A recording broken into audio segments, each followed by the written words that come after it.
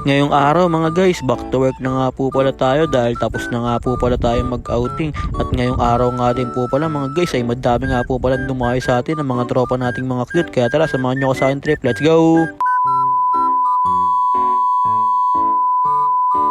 So, ayun po kakapasok nga lang po pala natin dito at magbabalat nga po muna tayo ng mangga. At ayun, binalatan na nga po natin dyan isa-isa. Yes! Para maya-maya nga po, tuloy-tuloy na nga lang po yung pagbebenta nga po natin dyan ng Mango Graham. At ayun, ginadgad na nga po pala natin yan ng maliliit para swabe-swabe nga lang po pag ginigop nyo nga po sa straw. Yes! At ito na nga po pala yung nabalatan natin mga guys, nakakakalahati na nga po pala tayo dun sa mangga. At ayun nga po pala yung mga balat niya, grabe, sobrang dami nga po pala yan mga guys. Wow. At napadaan nga din po pala dito yung idol ko na si Bosti. Ayun, shoutout nga po pala sa'yo Bosti, napakit mo, ang tangos pa ng nose mo, sana all.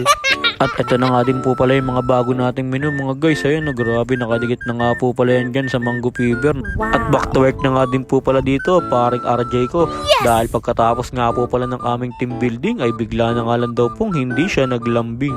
At meron pa nga po pala nag-drive-thru dito sa Mango Fever, kaya binigay na nga po kagad dyan ni Sir RJ yung order nga po ni ma'am. Yes! At tinabot na nga din po pala dyan ni ma'am yung bayad niya at sinabi nga po kay Sir RJ na keep the change. Wow. At pagbalik nga po ni Sir RJ sa loob ay sunod-sunod na nga po kagad yung bumili dyan mga guys. Ayun, shoutout nga po pala sa inyo mga guys, paka-solid nyo. Kaya pinaglalagyan na nga po ng toppings dyan yung mga order na Mango Graham. Ayun mga guys, talagang panalong-panalo nga po sa mangga yan. Talagang hindi nga po yan tinipid. Kaya paglabas ko nga po dyan ay madami na naman nga pong tao at mayroon na naman nga po pala nakapila.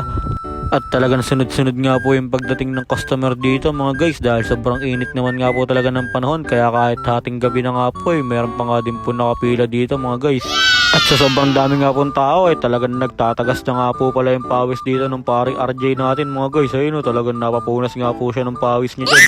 Pero tuloy-tuloy pa nga din po dyan si Idol RJ sa pagbebenta kahit napapagod na nga po siya dahil sa mga susunod na araw nga po ay papadala na nga po ito sa Angono at doon na nga po siya magbabantay. Yes! At dahil naubos na nga din po yung mangga binalatan natin kanina kaya pinagkukuha na nga po natin itong mangga sa kaing para balatan na nga po natin. Ayun mga guys, so talagang karawashin na nga po natin yan sa lababo para maya-maya nga lang po ay mabalatan na nga din po natin agad dyan.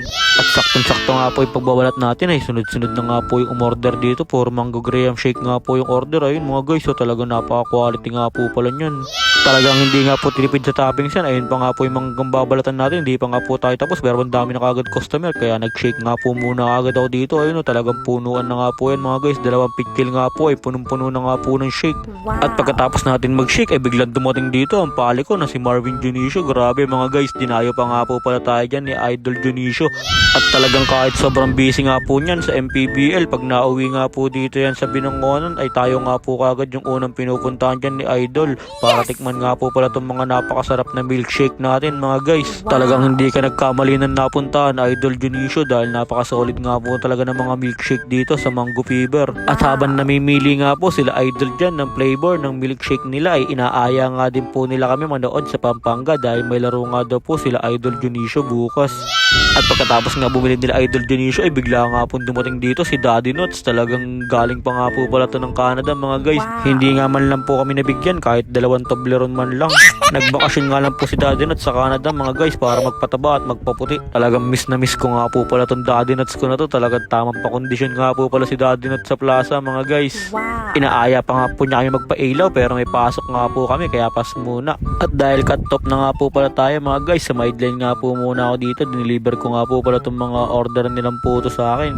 Kaya yun lang mga guys, maraming salamat nga po pala sa walang sawang pagsuporta at sa palaging panonood. Follow nyo na si Ninin Vlogs. Ingat kayo palagi. Bye bye! Yo!